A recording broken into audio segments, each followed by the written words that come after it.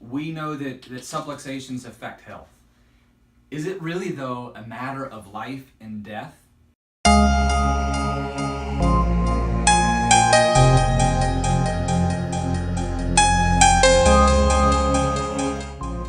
Well, I want to refer to a study that's published in the Journal of American Geriatric Society, so not a chiropractic journal, but published in this peer-reviewed journal in October of 2004. It was entitled Hyperkyphotic Posture Predicts Mortality.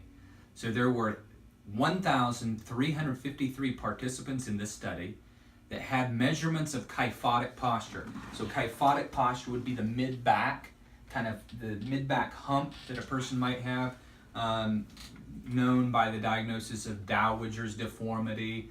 But regardless, and they followed these people for an average of 4.2 years. That's a good chunk of people over a good chunk of time. The results were as follows. Get this. Number one, men were about twice as likely to be classified as hyperkyphotic, with upwards of 40% of the men and 20% of the women meeting the criteria for hyperkyphosis. This is a common problem. Nearly everybody is headed that direction. Today's youth even more so. Again, I predict that there will not be enough chiropractors to provide care for this next generation coming on because of the postural deformities of technology. So number two, hyperkyphotic posture was associated with an increased mortality rate due to atherosclerosis and possibly pulmonary causes. Did you hear that correctly? Mortality rates increased in individuals with hyperkyphotic posture. If you go around to the nursing homes, look around, and that it doesn't bode well.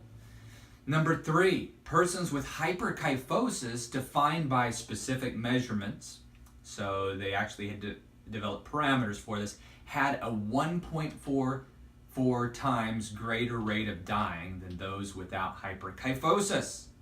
This was a 44% increase in death rate with those who have hyperkyphosis, a postural deformity.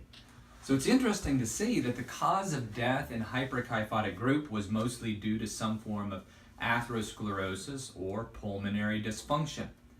The plausibility of why there is a relationship with posture and atherosclerotic disease is the fact that abnormal posture alters the mechanical inhibition of the thoracic sympathetic nervous system, increasing sympathetic tone, which means fight or flight type response, which contributes to atherosclerosis, just like one of the other studies that I cited. So key thing is takeaway from this is that they correlated an increased mortality among people that had an abnormal posture. Again, interference to the nervous system. The brain and the nervous system is the core of our health, and that directs and coordinates every cell, organ, and tissue in our body. And whenever the means of conveying those signals to or from the brain is interfered, that's going to dim down the light and eventually affect it to the point that it turns it off.